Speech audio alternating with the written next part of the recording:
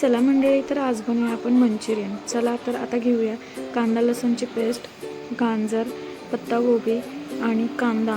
छान असं रस काढून घ्या, त्याचा पूर्ण त्याच्यामधलं पाणी काढून घ्या. त्यानंतर टाका मीठ, चटणी, हळद आणि कॉर्नफ्लॉवरचं पीठ. ते छान असं मिक्स करून घ्या. त्याचे आपल्याला गोळे बांधता येईल असे छान असे मिक्स पूर्ण गोळा करून घ्या. त्यानंतर त्याचे लड्डू, छोटे छोटे लड्डू बांधा.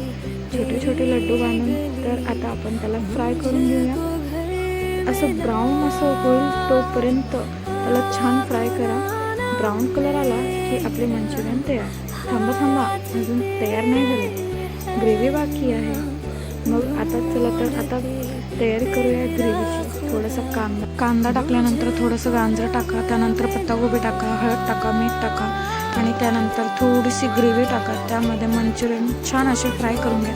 तर रेडी आपले मंचुरियन.